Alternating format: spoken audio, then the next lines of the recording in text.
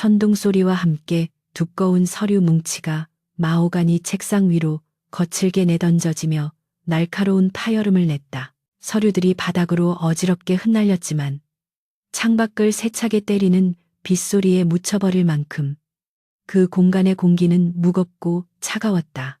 선진그룹의 젊은 CEO 강도진은 핏발선 눈으로 맞은편에 서 있는 아내 윤서연을 노려보았는데 그의 눈빛에는 지난 5년간의 결혼 생활을 지탱해온 애정이나 신뢰는 단 한 조각도 남아있지 않았다.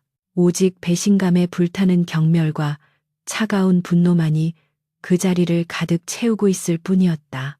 도진은 떨리는 손으로 넥타이를 거칠게 풀어헤치며 억눌린 목소리로 으르렁거렸고 네가 감히 내 등 뒤에서 이런 짓을 벌이고 있었을 줄은 꿈에도 몰랐다는 비난이 그의 입술 사이로 비수처럼 새어나왔다.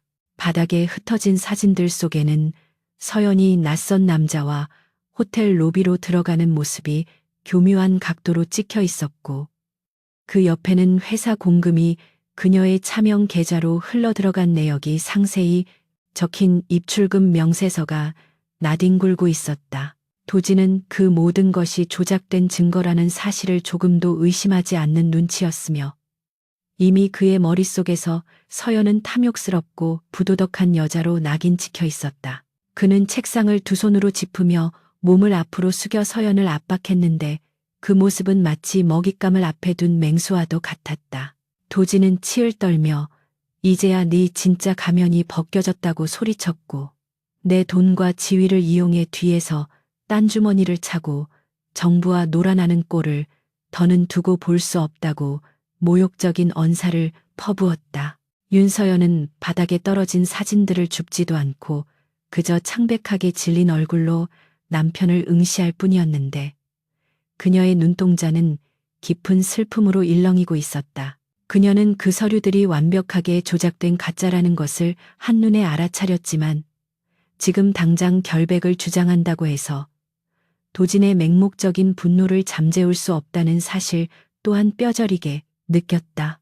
무엇보다 그녀를 절망하게 만든 것은 조작된 증거 그 자체가 아니라 단 한 번의 대화나 확인 절차도 없이 자신을 범죄자 취급하는 도진의 태도였다. 그토록 사랑했던 남자가 자신을 믿지 못하고 타인이 심어놓은 거짓말에 휘둘려 칼날을 겨누는 순간 그들의 부부관계는 이미 돌이킬 수 없는 강을 건넌 것이나 다름없었다. 서연은 천천히 숨을 고르며 떨리는 손을 진정시킨 뒤 책상 위에 미리 놓여있던 이혼 합의서를 집어들었다. 변명 한마디 없이 펜을 잡는 그녀의 모습에 도진은 오히려 당황한 기색을 보였으나 이내 그것을 뻔뻔함으로 치부하며 입가에 비틀린 조소를 띄었다. 서연은 망설임 없이 서류의 서명란에 자신의 이름을 적어 내려갔는데 펜촉이 종이를 긁는 소리가 적막한 사무실 안에 유난히 크게 울려 퍼졌다. 그녀는 위자료나 재산 분할을 요구하는 항목에는 눈길조차 주지 않았으며 그저 이 지옥 같은 불신과 모멸의 굴레에서 벗어나고 싶은 마음뿐이었다.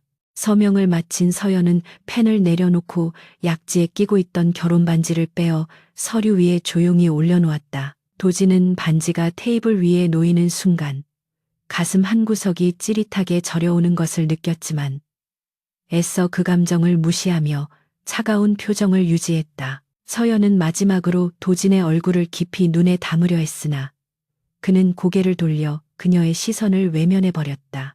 서연은 건조하고 낮은 목소리로 당신이 믿는 진실이 언젠가 당신을 가장 아프게 할 날이 올 것이라고 말했고 그 말은 저주가 아닌 슬픈 예언처럼 들렸다. 그녀는 더 이상 미련을 두지 않고 몸을 돌려 문을 향해 걸어갔으며 그녀의 뒷모습은 폭풍우 속으로 걸어 들어가는 사람처럼 위태로워 보였지만 동시에 기묘할 정도로 당당한 기품을 잃지 않고 있었다. 서연이 무거운 집무실 문을 열고 복도로 나섰을 때 문 옆에 어두운 그림자 속에 서 있던 한유라 이사가 모습을 드러냈다.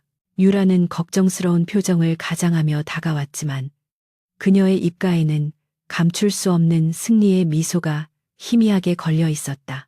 유라는 짐짓 놀란 척하며 정말 이렇게 떠나시는 거냐고 물었지만 서연은 대답 대신 차가운 눈빛으로 그녀를 일별할 뿐이었다.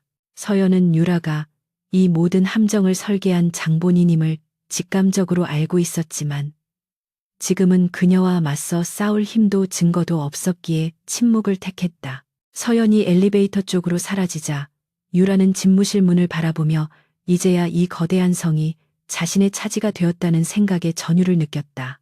홀로 남겨진 도지는 서연이 남기고 간 결혼 반지를 멍하니 바라보며 독한 위스키를 잔에 가득 따랐다.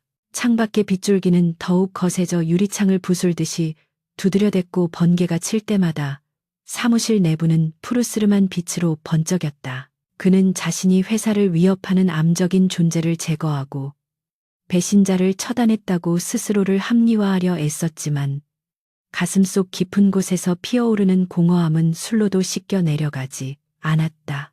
도지는 서류 뭉치를 서랍 깊숙이 처박으며 다시는 그녀의 이름을 입에 올리지 않겠다고 다짐했지만 귓가에는 방금 전 서연이 남긴 마지막 말이 환청처럼 맴돌며 그를 괴롭히기 시작했다. 3년이라는 시간은 선진그룹을 대한민국 재계서열 최상위권으로 올려놓기에 충분한 세월이었고 그 중심에는 피도 눈물도 없는 냉혈한으로 변해버린 강도진이 있었다. 그는 서연이 떠난 후 하루에 4시간 이상 잠을 자지 않으며 오로지 회사의 이익과 확장을 위해서만 존재하는 기계처럼 일에 매달렸다. 임원들은 그의 앞에서 숨소리조차 크게 내지 못할 정도로 두려움에 떨었으며 도진의 결제 서류에 찍히는 붉은 도장은 곧 생존과 해고를 가르는 심판의 낙인과도 같았다. 도진은 겉으로는 완벽한 성공을 거둔 기업가의 모습을 하고 있었지만 그의 내면은 사막처럼 황폐해져 있었고 밤마다 찾아오는 알 수 없는 이명과 불면증은 그를 서서히 갉아먹고 있었다. 아무리 화려한 파티와 성공적인 계약이 이어져도 그의 가슴 한가운데 뚫린 거대한 구멍은 그 무엇으로도 채워지지 않는 형벌과도 같았다. 한유라는 전략기획실 본부장이라는 직함과 함께 도진의 최측근으로 자리를 잡았으나 그녀가 원했던 도진의 옆자리, 즉 아내로서의 위치는 여전히 닿을 수 없는 신기루였다. 유라는 지난 3년 동안 끊임없이 도진을 유혹하고 그와의 사적인 관계를 진전시키려 노력했지만 도진은 철저하게 비즈니스 파트너로서의 선을 그으며 그녀를 밀어냈다. 도진은 유라의 능력을 인정하고 중용했지만 단 한 번도 그녀에게 따뜻한 눈길을 주거나 사적인 저녁 식사를 제안한 적이 없었다. 유라는 겉으로는 우아하고 능력 있는 커리어우먼을 연기하며 도진의 곁을 지켰지만 속으로는 서연의 빈자리를 자신이 채우지 못하고 있다는 사실에 대한 열등감과 불안감에 시달리며 손톱을 물어뜯는 버릇이 생겼다. 오늘은 선진그룹의 명운이 걸린 7조 원 규모의 글로벌 스마트시티 프로젝트 입찰 심사가 열리는 날이었기에 도진은 평소보다 더욱 날카롭고 예민한 상태였다. 이번 프로젝트는 도진이 그룹 회장으로 승진하기 위한 마지막 관문이나 다름없었기에 그는 경쟁사들의 동향을 완벽하게 파악하고 승리를 확신하고 있었다. 회의실에서 마지막 점검을 마친 도진은 넥타이를 매만지며 차가운 음성으로 준비 상황을 물었고 유라는 자신만만한 태도로 모든 경쟁사의 입찰가는 우리의 예상 범위 내에 있다고 보고했다. 그러나 정보보고서의 가장 마지막 장에 적힌 신생투자 회사에 대한 정보가 부실하다는 점이 도진의 신경을 묘하게 자극했지만 그는 대수롭지 않게 여기며 서류를 덮었다. 입찰 심사장은 대한민국 정재계의 거물들과 수많은 취재진으로 인산인해를 이루었고 팽팽한 긴장감이 감돌고 있었다. 도진이 회사장으로 들어서자 수많은 카메라 플래시가 터지며 그를 맞이했고 그는 특유의 오만하고 냉담한 표정으로 경쟁사 대표들을 내려다보며 자신의 지정석에 앉았다. 선진그룹의 프레젠테이션은 완벽했고 심사위원들의 표정에서도 긍정적인 반응이 쏟아져 나왔기에 유라는 이미 승리라도 한 듯 환한 미소를 지으며 도진에게 축하의 눈빛을 보냈다. 하지만 사회자가 마지막 경쟁 업체인 아테나 홀딩스의 대표를 호명하는 순간 회사장 뒤편에 거대한 문이 열리며 낯설지만 강렬한 아우라가 장내를 압도하기 시작했다. 또각거리는 하이힐 소리가 정적을 깨며 울려 퍼졌고 짙은 네이비색 정장을 완벽하게 차려입은 한 여성이 수행원들을 거느리고 당당하게 걸어 들어왔다. 그녀는 과거의 수수한 모습과는 완전히 다른 세련된 단발머리에 붉은 립스틱을 바르고 있었으며 날카로운 눈매에서는 범접할 수 없는 카리스마가 뿜어져 나오고 있었다. 도진은 무심코 고개를 돌려 그 여성을 바라보았고 그 순간 심장이 되는 듯한 충격에 휩싸여 손에 들고 있던 만년필을 바닥으로 떨어뜨리고 말았다. 그곳에는 죽은 듯이 지내며 영원히 사라졌을 것이라 생각했던 전 아내 윤서연이 전혀 다른 사람처럼 차갑고 도도한 표정으로 서 있었던 것이다. 서연은 도진의 흔들리는 눈동자를 정면으로 마주하며 입가에 여유로운 미소를 띄었는데 그것은 과거의 따뜻했던 미소가 아니라 상대를 제압하는 냉소에 가까웠다. 옆에 앉아있던 한유라의 얼굴은 순식간에 사색이 되어 입술이 파르르 떨리기 시작했고 그녀는 마치 귀신이라도 본 사람처럼 공포에 질려 숨조차 제대로 쉬지 못했다. 서연은 단상 위로 올라가 마이크를 잡고 유창한 영어와 한국어를 오가며 자신을 아테나 홀딩스의 아시아 지부 대표라고 소개했다. 그녀의 목소리는 힘차고 논리정연했으며 지난 3년간 그녀가 겪었을 고통과 성장이 얼마나 거대했는지를 단적으로 보여주고 있었다. 도진은 멍하니 그녀를 바라보며 머릿속이 하얗게 변해버리는 것을 느꼈다. 서연의 프레젠테이션은 선진그룹의 제안을 정면으로 반박하며 훨씬 더 혁신적이고 파격적인 조건을 제시해 심사위원들의 마음을 단숨에 사로잡았다. 그녀는 도진이 준비한 프로젝트의 허점과 맹점을 정확하게 찔러 들어왔는데 마치 선진그룹의 내부 사정을 훤히 꿰뚫고 있는 듯한 날카로움이었다. 도진은 그녀가 발표하는 내내 주먹을 꽉 쥐어 손톱이 손바닥을 파고들 정도였지만 한편으로는 눈앞에서 빛나는 그녀의 모습에서 눈을 뗄 수가 없었다. 과거 자신의 그늘 아래서 조용히 내조만 하던 여자가 어떻게 저토록 위협적인 사업가가 되어 돌아올 수 있었는지 도진의 이성은 혼란스러움에 마비될 지경이었다. 발표를 마친 서연은 도진을 향해 고개를 까닥이며 도전적인 눈빛을 보냈다. 심사가 모두 끝나고 휴식 시간이 주어지자 도진은 참을 수 없는 충동에 이끌려 서연이 있는 대기실로 성큼성큼 걸어갔다. 경호원들이 그를 제지하려 했지만 도진의 살기 어린 눈빛에 압도되어 길을 터주었고 그는 거칠게 문을 열고 들어갔다. 서연은 마치 그가 올 것을 예상했다는 듯이 소파에 앉아 차를 마시며 천천히 고개를 들었고 두 사람의 시선이 허공에서 팽팽하게 부딪혔다. 도진은 떨리는 목소리로 도대체 이게 무슨 짓이냐고 소리쳤지만 서연은 찻잔을 내려놓으며 지극히 사무적이고 건조한 말투로 오랜만이라는 인사를 건넸다. 그녀의 태도에는 전 남편에 대한 미련이나 원망조차 느껴지지 않는 철저한 무관심만이 깔려 있었다.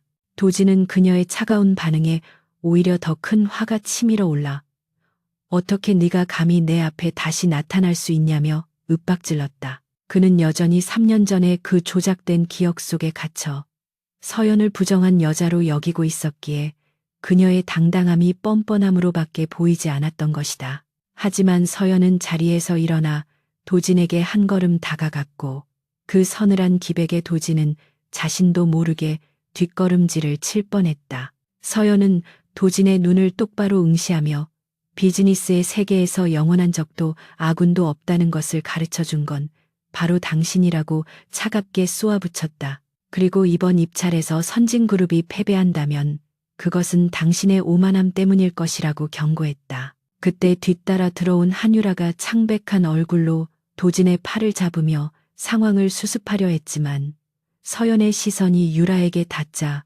유라는 소스라치게 놀라며 시선을 피했다. 서연은 유라를 향해 묘한 미소를 지으며 아직도 그 자리를 지키고 있는 것이 대단하다고 비꼬았는데 그 말 속에는 뼈 있는 조롱이 담겨 있었다. 도지는 두 여자 사이에서 흐르는 기묘한 긴장감을 감지했지만 지금은 서연의 존재 자체가 주는 충격이 너무 커서 다른 것을 생각할 겨를이 없었다. 서연은 할 말이 끝났으면 나가달라고 정중하지만 단호하게 축객령을 내렸고 도지는 굴욕감과 분노로 몸을 떨며 돌아설 수밖에 없었다. 문이 닫히는 순간 도지는 자신이 알고 있던 윤서연은 3년 전 급이 오는 밤에 죽었다는 것을 인정해야만 했다. 아테나 홀딩스와의 첫 번째 실무 협상은 서울 시내 전경이 한눈에 내려다 보이는 호텔 비즈니스 센터에서 삼엄한 분위기 속에 진행되었다. 강도진은 회의실에 들어서는 순간부터 윤서연에게 시선을 고정했지만 그녀는 그를 투명인간 취급하며 오직 서류와 노트북 화면에만 집중할 뿐이었다. 서연은 선진그룹의 제안서에 포함된 불필요한 예산 항목과 비효율적인 공정 계획을 조목조목 지적하며 도진의 자존심을 건드렸는데 그녀의 태도는 지나칠 정도로 냉정하고 사무적이었다. 도진은 회의 도중 참지 못하고 사적인 감정이 섞인 질문을 던지며 그녀의 포커페이스를 무너뜨리려 시도했으나 서연은 눈 하나 깜짝하지 않고 공적인 자리에서 사적인 발언은 삼가 달라며 그의 말을 단칼에 잘라버렸다. 그녀의 차가운 거절은 도진에게 모욕감을 안겨주었지만 동시에 과거의 순종적이었던 아내와는 전혀 다른 그녀의 강인한 모습에 묘한 전율을 느끼게 했다. 한유라는 도진이 서연에게서 눈을 떼지 못하는 모습을 지켜보며 속이 타들어가는 듯한 불안감을 느꼈고 이대로 가다가는 자신의 위치가 위태로워질 것이라는 공포에 사로잡혔다. 그녀는 회의가 잠시 중단된 틈을 타 화장실로 들어가 급히 어딘가로 전화를 걸었고 수화기 너머의 상대에게 서연을 흠집낼 수 있는 자극적인 기사를 내보내라고 지시했다. 유라는 서연이 외국에서 부정한 방법으로 자금을 모았다는 헛소문을 퍼뜨려 도진의 의심을 다시 불러일으키고 업계에서 그녀를 매장시키려는 계략을 꾸몄다. 전화를 끄는 유라는 거울 속에 비친 자신의 일그러진 얼굴을 애써 수습하며 다시 도진의 곁으로 돌아갔지만 그녀의 손끝은 미세하게 떨리고 있었다. 그녀는 도진에게 다가가 서연의 배우가 의심스럽다는 말을 흘리며 교묘하게 이간질을 시도했다. 오후가 되자 증권가 찌라시와 인터넷 커뮤니티를 중심으로 윤서연 대표가 해외 마피아 자금과 연루되어 있다는 근거 없는 루머가 급속도로 퍼지기 시작했다. 도진은 비서실장으로부터 보고를 받고 태블릿 PC로 관련 기사들을 훑어보았는데 평소라면 이런 의혹을 사실로 받아들이고 경멸했을 테지만 이번에는 이상하게도 마음이 움직이지 않았다. 기사의 내용은 3년 전 서연이 횡령을 저질렀다는 내용과 묘하게 닮아 있었는데 도진은 그 유사성에서 기시감을 느끼며 오히려 누군가 의도적으로 정보를 흘리고 있다는 인상을 받았다. 그는 서연과 직접 대면했을 때 느꼈던 그녀의 당당한 태도와 눈빛을 떠올리며 과연 범죄를 저지른 사람이 저토록 떳떳할 수 있는지에 대해 처음으로 의문을 품기 시작했다. 도진은 비서실장에게 이 루머의 최초 유포자를 은밀히 추적하라고 지시하며 태블릿 화면을 꺼버렸다. 그날 밤 도진은 잠을 이루지 못하고 서재에 틀어박혀 3년 전 이혼 당시 서연의 혐의를 입증했던 서류 뭉치를 금고에서 다시 꺼냈다.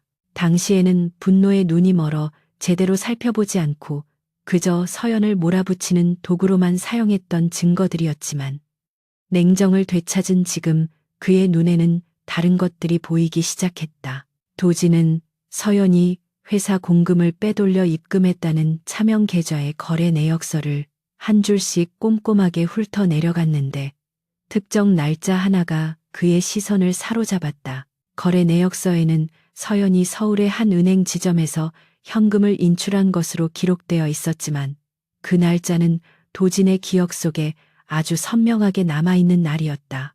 그날은 두 사람의 결혼기념일이었고 그들은 서울을 떠나 제주도의 한 외딴 풀빌라에서 하루 종일 함께 시간을 보냈기 때문이었다. 도진은 자신의 기억이 잘못되었을지도 모른다는 생각에 급히 당시의 다이어리와 휴대전화 사진첩을 뒤지기 시작했다. 클라우드에 저장된 사진첩에는 정확히 그 날짜와 시간에 제주도 바닷가를 배경으로 환하게 웃고 있는 서연의 사진이 남아 있었고, 그 사진을 찍어준 사람은 다름 아닌 도진 자신이었다.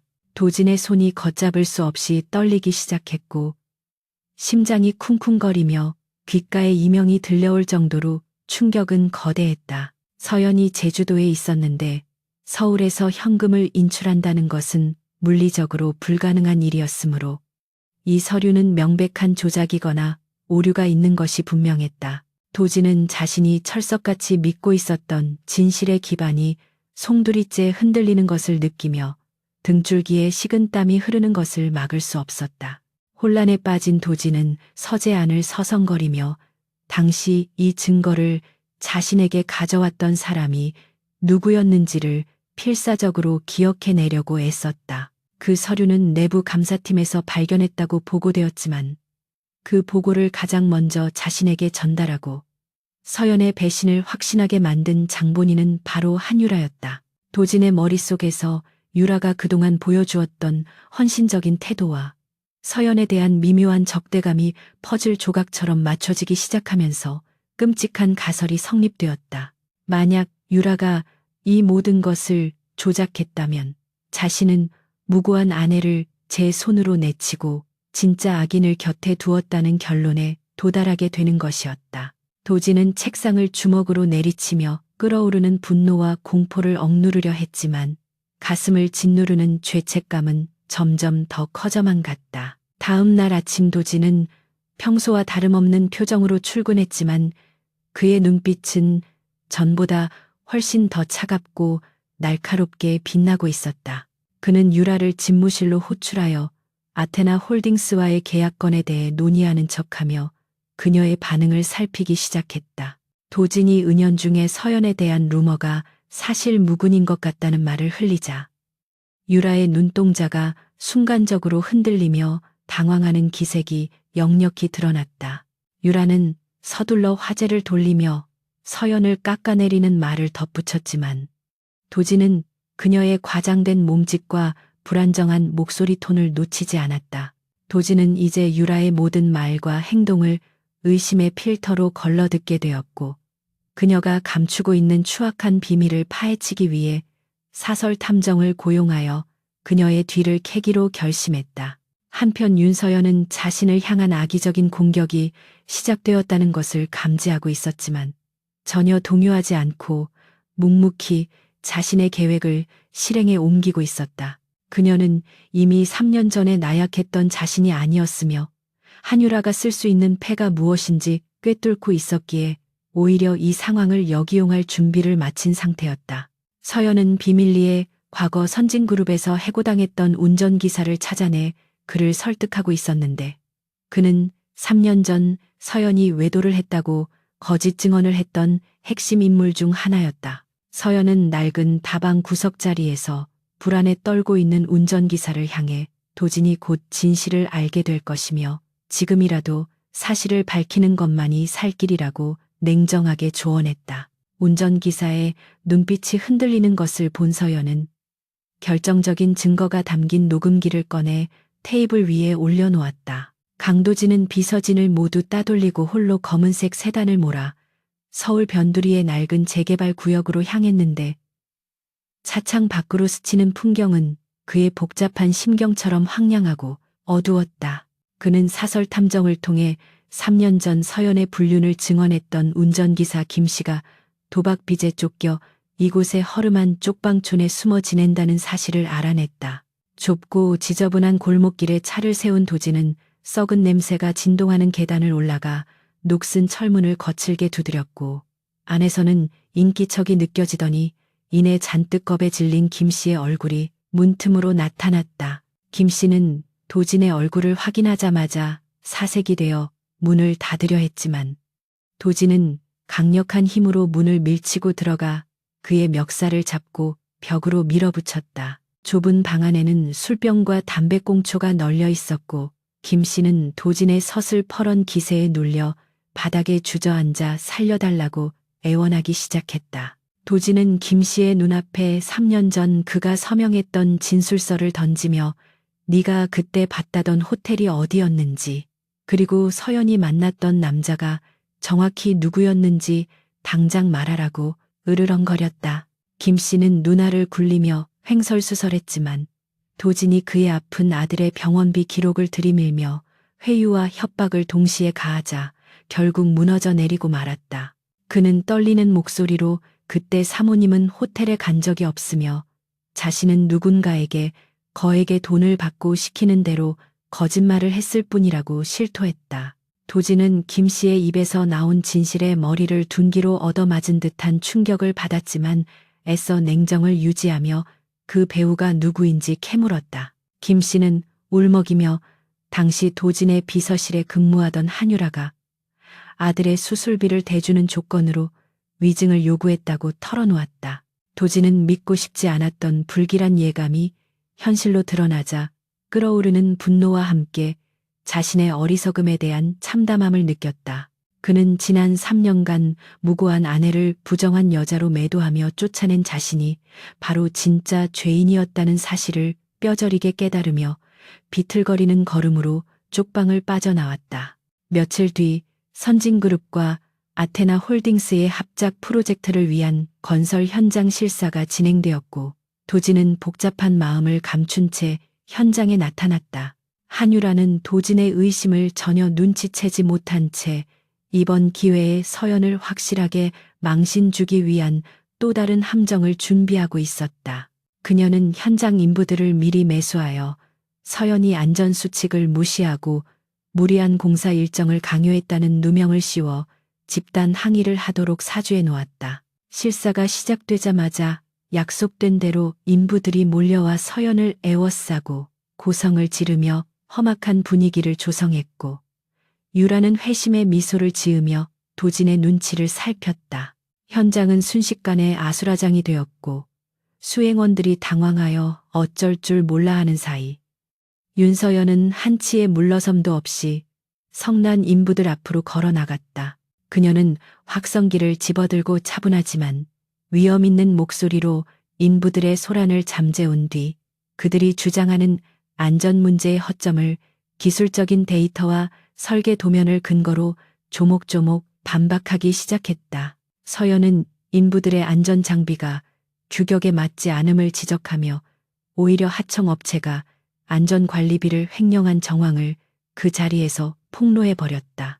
그녀의 날카로운 지적에 선동꾼 역할을 하던 몇몇 인부들은 꿀먹은 벙어리가 되었고 나머지 사람들은 그녀의 전문성과 카리스마에 압도되어 고개를 숙였. 도진은 멀찍이 서 이 광경을 지켜보며 심장이 터질 것 같은 전율과 함께 형용할 수 없는 부끄러움을 느꼈다. 과거에 자신이 보호해야 할 연약한 존재로만 여겼던 서연은 그 누구보다 강하고 유능한 리더가 되어 있었으며 위기 상황에서도 원칙과 진심으로 사람을 움직이는 힘을 가지고 있었다. 반면 옆에서 안절부절 못하며 상황이 실패로 돌아간 것에 대해 초조해하는 한유라의 모습은 너무나도 초라하고 비열해 보였다. 도진은 서연이 단순한 피해자가 아니라 자신이 감히 평가할 수 없을 만큼 거대한 그릇을 가진 사람이라는 것을 인정할 수밖에 없었고 그녀를 잃은 것이 인생 최대의 실수였음을 통감했다. 소란이 정리된 후 서연은 흙투성이가 된 구두를 개의치 않고 도진과 유라가 서 있는 곳으로 다가와 차가운 시선을 던졌다. 그녀는 유라를 향해 이런 유치한 방식으로는 아무것도 막을 수 없다고 경고하며 다음번에는 더 확실한 증거를 가지고 오라고 비웃었다. 서연이 도진의 옆을 스쳐 지나갈 때 도진은 그녀를 붙잡고 싶었지만 죄책감으로 인해 손가락 하나 까딱할 수 없었다. 멀어지는 서연의 뒷모습을 바라보며 도진은 이제 더 이상 진실을 외면하지 않겠다고 다짐했고 서연의 누명을 벗기고 그녀의 명예를 되찾아주기 위해 자신의 모든 것을 걸기로 결심했다. 그날 밤 도진은 비밀 금고 속에 보관되어 있던 회사의 이중 장부와 한유라의 개인 계좌 내역을 확보하기 위해 보안팀장에게 은밀한 지시를 내렸다. 그는 서연이 3년 전 횡령 혐의를 뒤집었었던 그 자금이 실제로는 어디로 흘러들어갔는지 추적하기 시작했고, 그 끝에는 한유라뿐만 아니라 이 사회의 거물급 인사들이 얽혀 있다는 정황을 포착했다. 도지는 자신이 믿었던 충신들이 사실은 회사를 갉아먹는 기생충들이었으며, 서연은 그들의 비리를 눈치챘기 때문에 희생당했다는 가설을 세우게 되었다. 모니터 불빛 아래서 밤을 새우며 자료를 분석하던 도진의 눈빛은 사냥감을 노리는 맹수처럼 서늘하게 빛나고 있었고, 이제 그의 복수는 서연이 아닌 자신을 속인 자들을 향해 조준되고 있었다. 강도진은 보안팀장이 건넨 암호화된 USB를 손에 쥐고 떨리는 심정을 진정시키려 애쓰며 비밀 금고가 있는 지하 서고에 육중한 철문을 잠갔다. 그는 지난 며칠간 회사의 회계 장부를 이 잡듯이 뒤져 자금 흐름의 이상 징후를 포착했고, 그 끝에 한유라와 이사회의 최고 원로인 최 전무가 연결되어 있다는 결정적인 단서를 찾아냈다. 모니터 화면에 복구된 데이터들이 하나둘씩 뜨기 시작하자 도진의 미간은 깊게 패였고, 그 속에는 상상조차 하지 못했던 추악한 진실들이 울리를 틀고 있었다. 그것은 단순한 횡령이 아니라 회사의 근간을 흔들 수 있는 거대한 비자금 조성 계획이었으며, 그들은 자신들의 배를 불리기 위해 페이퍼 컴퍼니를 세우고 주가를 조작하는 중범죄를 저지르고 있었다. 파일 목록의 가장 아래쪽에는 날짜가 지정되지 않은 음성 녹음 파일 하나가 발견되었는데, 도지는 본능적으로 이것이 판도라의 상자를 여는 열쇠임을 직감했다. 마우스를 클릭하자 스피커를 통해 3년 전의 젊은 한유라와 걸걸한 목소리에 최 전무가 나누는 대화가 적막한 서고 안에 울려 퍼지기 시작했다. 대화 내용은 충격 그 자체였는데, 그들은 윤서연이 이중 장부를 발견하고 이사회에 정식으로 고발하려 한다는 사실을 알고 그녀를 제거하기 위한 모의를 하고 있었다. 서연이 횡령범으로 몰렸던 그 자금은 사실 최 전무가 빼돌린 돈이었으며, 그들은 서연의 컴퓨터에 접속해 조작된 이체 내역을 심어놓는 치밀함을 보였다. 도지는 주먹을 꽉 쥐어 손바닥에서 피가 배어 나올 정도였지만, 녹음 파일은 거기서 멈추지 않고 더 잔인한 진실을 토해냈다. 녹음 속에서 최 전무는 윤서연이 왜 그 결정적인 증거를 가지고도 강도진에게 알리지 않고 침묵하고 있는지에 대해 비웃으며 떠들고 있었다. 한유라는 비릿한 웃음소리와 함께 그녀가 멍청할 정도로 남편을 사랑하기 때문이라고 대답했는데, 그 말은 도진의 심장을 날카로운 송곳으로 찌르는 듯했다. 유라의 말에 따르면 서연은 자신이 확보한 비리 증거를 터뜨릴 경우 당시 경영권 승계를 앞두고 있던 도진에게까지 불똥이 튀어 그의 입지가 위험해질 것을 우려했다고 했다. 서연은 도진이 평생을 바쳐온 회장직 승계가 자신 때문에 무너지는 것을 막기 위해 스스로 오명을 뒤집어 쓰고 물러나는 길을 택했던 것이다. 도진은 숨을 쉴 수 없을 만큼 거대한 고통이 가슴을 짓누르는 것을 느꼈고, 눈앞이 캄캄해지며 책상을 짚고 겨우 몸을 지탱했다. 그제야 도진은 3년 전 비오는 날 밤 서연이 왜 그토록 담담하게 이혼 서류에 서명을 했는지, 그리고 왜 단 한마디의 변명도 하지 않았는지에 대한 의문이 풀렸다. 그녀는 자신의 결백을 증명하는 순간 남편이 다칠 것을 알았기에 사랑하는 사람을 지키기 위해 자신의 인생을 송두리째 포기하고 악녀가 되는 길을 선택한 것이었다. 도진은 짐승 같은 울음소리를 토해내며 책상 위의 물건들을 모조리 쓸어버렸고 바닥에 주저앉아 오열하기 시작했다. 그는 그런 그녀의 깊은 속내도 모른 채 그녀를 더러운 배신자로 매도하고 내쫓았으며, 심지어 그녀가 떠난 후에도 증오심을 불태우며 살아왔던 자신의 어리석음을 저주했다. 흘러나오는 눈물은 멈출 줄을 몰랐고 후회라는 감정이 거대한 해일처럼 밀려와 그를 집어삼켜버렸다. 한참을 어둠 속에서 흐느끼던 도진은 비틀거리는 몸을 일으켜 세워 차에 올랐고 무작정 엑셀을 밟아 서연이 머물고 있다는 오피스텔로 향했다. 빗줄기가 다시 굵어지기 시작했지만 그는 와이퍼를 작동시킬 생각조차 하지 못한 채 멍하니 앞만 보고 달렸고 머릿속에는 서연의 얼굴만이 가득 차 있었다. 그녀의 집 앞에 도착한 도진은 차에서 내리지도 못한 채 올려다보았고 창가에 희미하게 비치는 서연의 그림자를 발견하자 가슴이 미어지는 듯한 통증을 느꼈다. 당장이라도 달려가 무릎을 꿇고 빌고 싶었지만 지금의 자신은 그럴 자격조차 없는 죄인이라는 사실이 발목을 잡았다.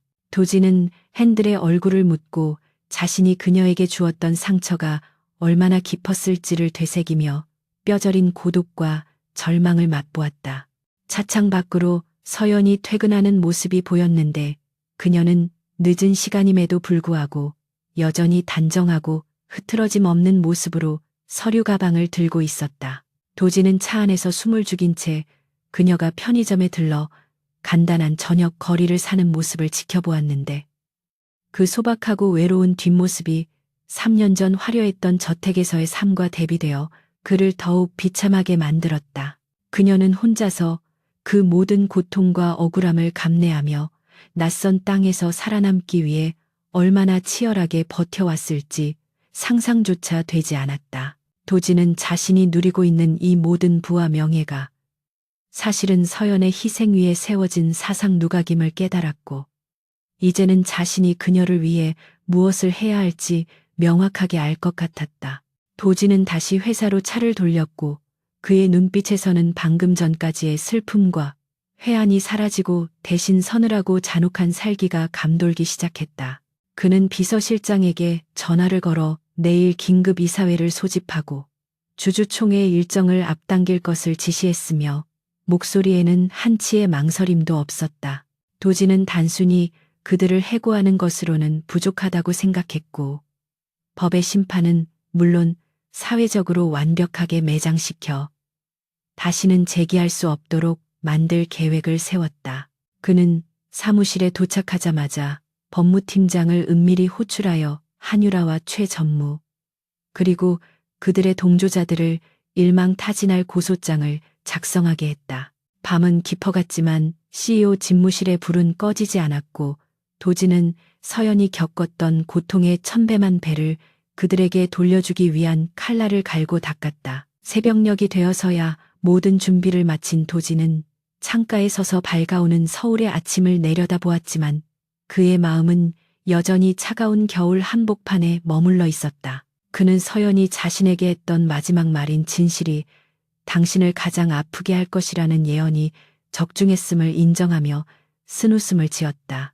이제 남은 것은 철저한 응징과 파괴뿐이었고 그는 이 싸움을 끝낸 뒤에야 비로소 서연 앞에 설 수 있는 아주 작은 명분이라도 얻을 수 있을 것이라 생각했다. 도진은 책상 위에 놓인 서연의 사진을 어루만지며 조금만 기다려달라고 나지막이 속삭였고 그 목소리는 맹세와도 같이 무겁고 단단했다.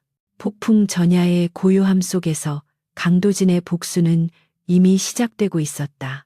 선진그룹의 본사 대강당은 긴급 주주총회에 참석하기 위해 모여든 수백 명의 주주들과 이사진, 그리고 취재진으로 발 디딜 틈 없이 붐비고 있었으며 공기 중에는 폭풍 전야와도 같은 무거운 긴장감이 감돌았다.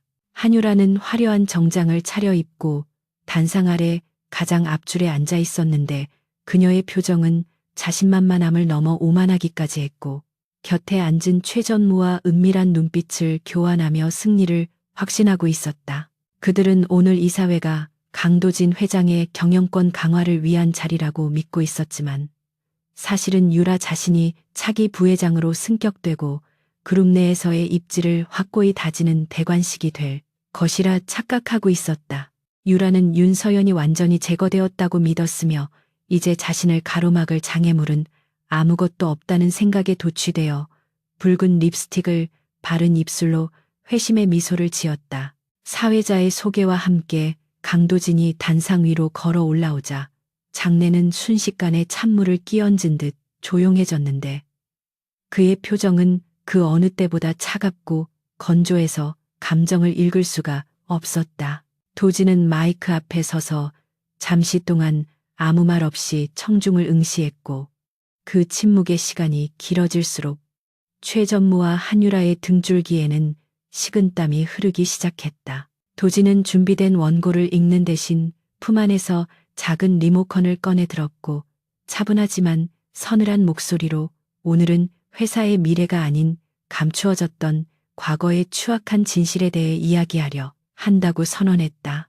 그의 말이 끝나기가 무섭게 대형 스크린의 화면이 바뀌었고 그곳에는 모두가 예상했던 실적 그래프가 아닌 복잡하게 얽힌 자금 흐름도와 의문의 계좌 내역들이 붉은색으로 표시되어 나타났다. 장내는 웅성거림으로 가득 찼고 스크린에 띄워진 자료에는 한유라와 최 전무가 관리해온 페이퍼 컴퍼니의 이름과 그곳으로 흘러들어간 회사의 공금 액수가 적나라하게 명시되어 있었다. 한유라는 사색이 되어 자리에서 벌떡 일어났고 도진을 향해 지금 이게 무슨 짓이냐며 고함을 질렀지만 도진은 눈 하나 깜짝하지 않고 다음 버튼을 눌렀다. 스피커를 통해 지직거리는 소음과 함께 익숙한 목소리가 흘러나오기 시작했는데 그것은 3년 전 유라가 윤서연을 함정에 빠뜨리기 위해 모의하던 내용을 담은 녹음 파일이었다. 자신의 목소리가 강당 전체에 울려 퍼지자 유라는 다리에 힘이 풀려 주저앉고 말았고 주주들은 경악을 금치 못하며 비난의 화살을 그녀에게 돌리기 시작했다. 녹음 속에서 한유라는 윤서연이 횡령 사실을 알면서도 남편을 위해 침묵할 것이라는 점을 악용하여 그녀를 매장시킬 계획을 신나게 떠들고 있었는데 그 내용은 인간이 할 수 있는 생각이라고는 믿기 힘들 정도로 악랄했다. 도지는 마이크를 잡고 이 모든 것이 자신의 눈을 가리고 귀를 막은 채 충신 행세를 해온 저들의 농간이었으며 억울하게 쫓겨난 전 아내는 회사를 지키기 위해 희생양을 자처했 것이라고 고백했다. 도진의 목소리는 떨리고 있었지만 그 속에는 뼈를 깎는 참회와 분노가 서려 있었고 그 진심은 좌중을 압도하여 숙연하게 만들었다. 최 전무는 당황하여 이것은 조작된 음해라며 보안팀을 부르라고 소리쳤지만 이미 대세는 기울어진 뒤였다.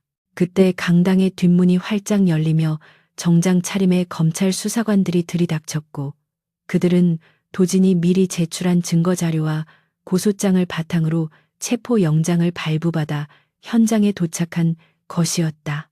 수사관들이 최 전무와 한유라에게 다가가 밀한다. 원칙을 고지하자 최 전무는 욕설을 퍼부으며 거칠게 저항했지만 건장한 수사관들에게 제압당해 수갑이 채워졌다. 한유라는 믿을 수 없는 현실 앞에 넋이 나간 표정으로 도진을 바라보며 자신은 시키는 대로 했을 뿐이라며 비굴하게 애원하기 시작했다. 그녀는 눈물 콧물을 흘리며 도진의 바짓가랑이를 잡으려 했지만 도진은 벌레를 보는 듯한 경멸 어린 시선으로 그녀를 내려다보며 차갑게 외면했다. 도진은 끌려가는 유라를 향해 네가 저지른 가장 큰 죄는 회사의 돈을 훔친 것이 아니라 한 사람의 인생을 파괴하고 진실한 사랑을 모독한 것이라고 나직하게 쏘아붙였다. 유라의 절규가 강당문 너머로 사라지고 난 뒤 도진은 다시 마이크를 잡고 주주들에게 깊이 허리 숙여 사죄하며 이 모든 사태의 책임을 지고 대대적인 내부 감사를 통해 썩은 환부를 도려내겠다고 약속했다. 그는 자신의 측근이라 불리던 임원들 중 비리에 연루된 자들을 그 자리에서 전원해임 조치했으며 그 누구도 예외는 없을 것이라고 선언했다. 피해 숙청이라 불릴 만큼 가혹하고 신속한 처리였지만 그것은 선진그룹이 다시 태어나기 위해 반드시 거쳐야 할 고통스러운 수술과도 같았다. 주주총회가 끝나고 텅 빈 강당에 홀로 남겨진 도진은 긴장이 풀리면서 털썩 의자에 주저앉았는데 승리의 기쁨보다는 가슴이 텅 빈 것 같은 공허함이 그를 덮쳤다. 그는 악인들을 처단하고 회사를 위기에서 구해냈지만 정작 자신이 가장 소중하게 여겼어야 할 사람은 이미 곁에 없다는 사실이 뼈아프게 다가왔다. 스크린에 남아있는 서연의 무고함을 증명하는 자료들을 바라보며 도지는 자신이 지난 3년간 얼마나 어리석고 잔인한 남편이었는지를 다시 한번 통감했다. 그는 이제야 비로소 서연 앞에 설 수 있는 최소한의 자격을 갖추었지만 과연 그녀가 자신을 용서해 줄지에 대해서는 확신이 서지 않아 두려움이 앞섰다. 밖으로 나오자 늦은 오후의 하늘은 잿빛 구름으로 뒤덮여 있었고 이내 굵은 빗방울이 아스팔트 바닥을 적시며 떨어지기 시작했다. 도지는 우산을 씌워주려는 비서의 손길을 뿌리치고 비를 맞으며 자신의 차로 걸어갔는데 차가운 빗물이 얼굴을 때릴 때마다 정신이 번쩍 드는 것 같았다. 그는 3년 전 그날 밤처럼 비가 쏟아지는 도로를 질주하여 서연이 살고 있는 오피스텔로 향했고 마음속으로는 수천 번도 넘게 사죄의 말을 연습했다.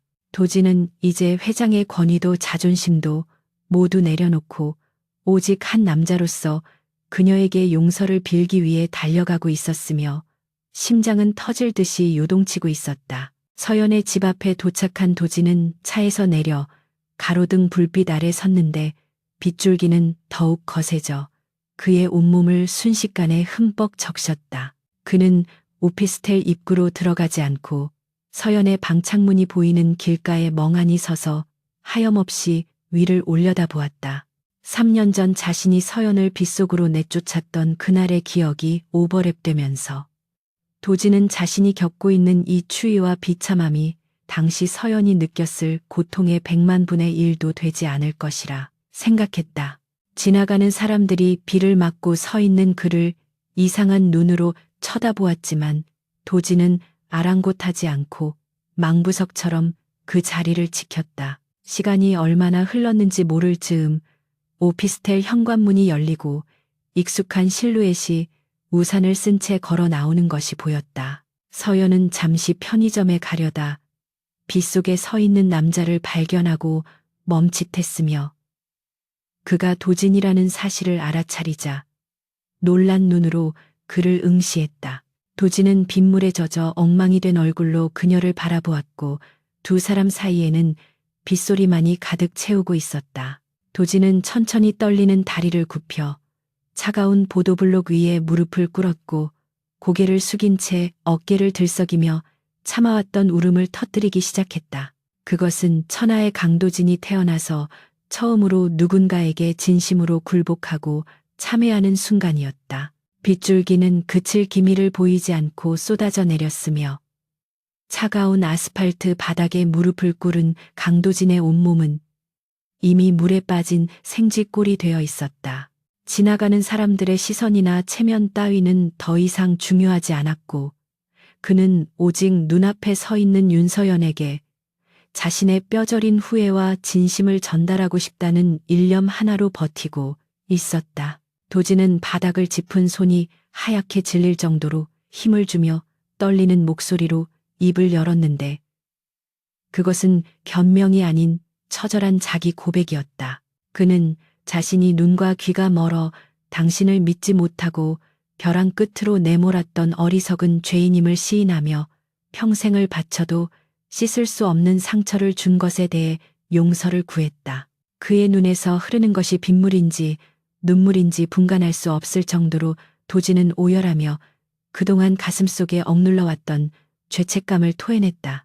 윤서연은 우산을 쓴 채 말없이 도진을 내려다보고 있었는데 그녀의 표정은 복잡 미묘한 감정으로 일렁이고 있었다. 3년 전 자신을 차갑게 내치던 남자가 이제는 가장 낮은 자세로 자신의 발 아래 엎드려 울고 있는 모습은 그녀에게도 적지 않은 충격과 함께 묘한 연민을 불러일으켰다. 하지만 그녀는 섣불리 그를 일으켜 세우거나 괜찮다는 말을 건네지 않았는데 그것은 지난 3년간 자신이 겪었던 고통의 무게가 결코 가볍지 않았기 때문이었다. 서연은 도진의 참회가 진실임을 느꼈지만 깨진 신뢰의 조각들을 다시 맞추기 위해서는 단순한 사과 이상의 시간이 필요하다는 것을 잘 알고 있었다. 그녀는 깊은 한숨을 내쉬며 천천히 발걸음을 옮겨 도진에게 다가갔고 그 위로 조용히 우산을 씌워주었다. 서연은 빗속에서 떨고 있는 도진의 어깨에 손을 얹지는 않았지만 나지막하고 단단한 목소리로 이제 그만 일어나라고 말했다. 그녀는 당신이 오늘 주주총회에서 보여준 결단과 용기를 보았으며 그것으로 당신의 진심이 어느 정도 증명되었다고 담담하게 이야기했다. 도진이 고개를 들어 젖은 눈으로 서연을 바라보자. 서연은 아직 당신을 온전히 용서하거나 예전으로 돌아갈 수는 없지만 적어도 당신이 괴물이 아닌 사람으로 돌아왔다는 사실에는 안도한다고 덧붙였다. 그녀의 말은 차가웠던 도진의 가슴에 작은 온기를 불어넣었으며 그것은 맹목적인 용서보다 훨씬 더 현실적이고 무게감 있는 구원의 메시지처럼 들렸다. 도진은 비틀거리며 자리에서 일어났고 두 사람은 빗소리 속에서 서로를 말없이 응시했다. 도진은 서연의 눈을 똑바로 바라보며 다시는 당신을 실망시키지 않겠다고 맹세했고 기다림이 얼마나 길어지든 상관없이 당신이 다시 나를 신뢰할 수 있을 때까지 자신의 자리에서 최선을 다하겠다고 약속했다. 그는 당장 재결합을 요구하거나 감정에 호소하는 대신 묵묵히 자신의 과오를 씻고 더 나은 사람이 되겠다는 의지를 내비쳤다. 서연은 그런 도진의 태도에서 과거의 독단적이고 오만했던 모습이 사라졌음을 확인하고 희미한 미소를 지어 보였다. 그녀는 비즈니스 파트너로서 그리고 한때 가족이었던 사람으로서 당신의 변화를 지켜보겠다고 답하며 뒤돌아섰다. 도진은 멀어지는 서연의 뒷모습을 끝까지 지켜보았고 비록 흠뻑 젖었지만 마음만은 그 어느 때보다 홀가분하고 맑게 개어가는 것을 느꼈다. 1년이라는 시간이 흐르는 동안 선진그룹은 강도진의 주도하에 뼈를 깎는 혁신을 거듭하며 투명하고 건강한 기업으로 다시 태어났다. 도진은 과거의 권위적인 경영 방식을 버리고 소통과 윤리 경영을 최우선으로 삼았으며 사회 공헌 활동에도 적극적으로 나서며 기업의 이미지를 쇄신했다. 그는 매일 밤늦게까지 집무실에 남아 일하면서도 틈틈이 서연이 좋아하는 꽃을 익명으로 보내거나 그녀의 회사가 진행하는 프로젝트를 뒤에서 조용히 지원하는 등 부담스럽지 않은 선에서 자신의 마음을 표현해왔다. 한유라와 최전무를 비롯한 비리 임원들은 모두 실형을 선고받고 감옥에 수감되었으며 도진은 그들의 몰락을 지켜보며 정의가 실현되었음을 확인했다. 이제 그는 더 이상 과거의 악몽에 시달리지 않았으며 오로지 서연에게 걸맞은 남자가 되기 위한 노력에 매진했다. 한편 윤서연의 아테나 홀딩스는 선진그룹과의 성공적인 파트너십을 바탕으로 업계에서 가장 영향력 있는 투자 회사로 급성장했다. 서연은 여성 리더십의 아이콘으로 떠오르며 각종 매체의 주목을 받았지만 결코 자만하지 않고 초심을 잃지 않는 경영 철학을 고수했다. 그녀는 도진이 보내오는 소소한 선물들과 그가 보여주는 진정성 있는 행보를 지켜보며 굳게 닫혀있던 마음의 문을 아주 조금씩 열어가고 있었다. 비록 두 사람이 이혼한 부부라는 사실은 변함이 없었지만 서로를 바라보는 시선은 과거의 증오와 원망에서 벗어나 존경과 신뢰 그리고 옅은 애정이 섞인 새로운 관계로 발전하고 있었다. 서연은 이제 도진을 떠올릴 때면 아픔보다는 기대감을 먼저 느끼게 되었다.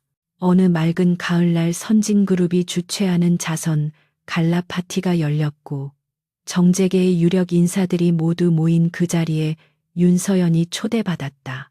파티장 입구에 들어선 서연은 우아한 드레스를 입고 있었으며 그녀의 등장만으로도 장내의 분위기가 환해지는 듯했다. 도진은 사람들 틈에서 그녀를 발견하고 정중하게 다가갔는데 그의 얼굴에는 과거의 그늘은 찾아볼 수 없고 여유와 따뜻함이 묻어났다.